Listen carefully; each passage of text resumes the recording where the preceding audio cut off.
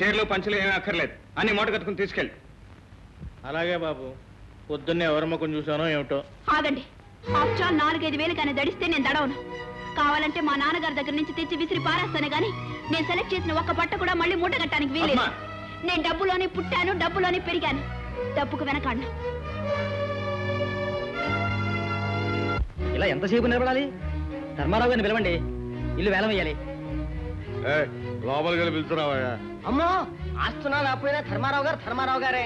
ఆయన వచ్చే వరకు నిలబడి ఉండాల్సిందే గానీ రమ్మని దమ్ములు ఎవరికి లేవే. అదండి ఊరు పరిస్థితి. మామయ్య, ఏమైంది? ఏమైంది బాబాయ్? ఏముందమ్మా, మీ నాన్న వెలగబెట్టిన దర్జ దాన ధర్మాలు చేశాడు, అప్పులు పాలయ్యాడు. ఆ ఆస్తి గవర్నమెంట్ వారు వేలం వేస్తున్నారు.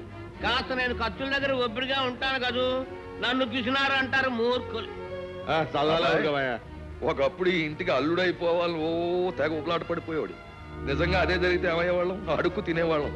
ఏదో ఆ గాంధీ గారి దయవల్ల. అమ్మని అమ్మ, కరెక్ట్గా చెప్పానన్న, అడుక్కు తింటూ పోయేవాళ్ళం.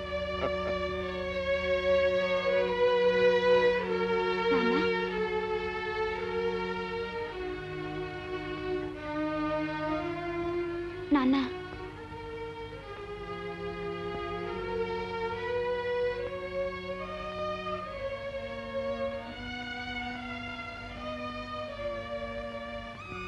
నాన్న,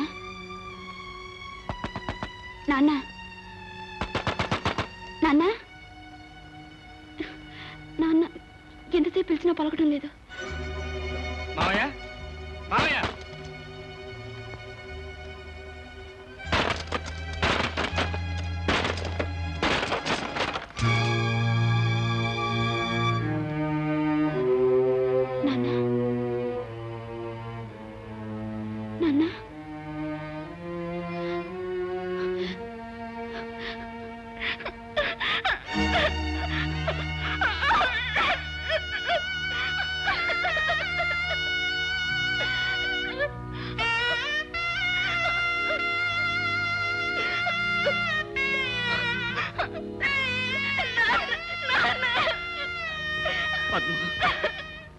ఇంత క్రితం మన విదేశాల నుంచి దిగుమతి చేసుకునే పార్ట్స్ ఇప్పుడు మన ఫ్యాక్టరీలో తయారు చేస్తున్నాం.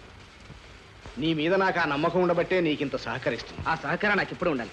యూ డోంట్ వరీ, ముందు ముందు చాలా విషయాలు ఉంటుంది. అఫ్ కోర్స్, ఇందులో నా స్వార్థం కూడా కొంత ఉంది. Carry on. రండి. ఇవి ఈ వారం వచ్చిన ఆర్డర్స్. వచ్చే వారం మరికొన్ని ఎక్స్పెక్ట్ చేస్తున్నాను సార్. ఓ గుడ్, ఇలాగే ఇంప్రూవ్ చేస్తూ ఉండు. అన్నిటికీ మా హరి నీకు తోడుగా ఉండు. పద్మ, మరుపన్నది లేకపోతే మనసుకు శాంతి అంటూ ఉండదు. మీ నాన్నని మర్చిపోవటానికి ప్రయత్నించు.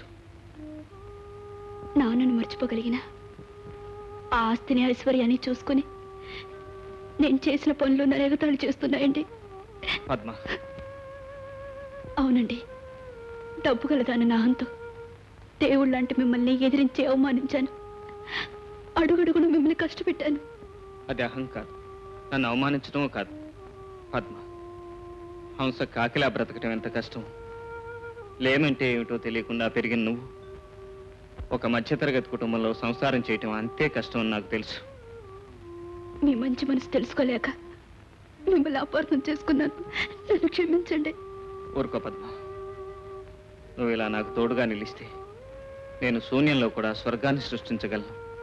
నిలుస్తానండి, తోడుగానే కాదు జీవితాంతం మీ నీడగానే నిలిచిపోతాను. పద్మ,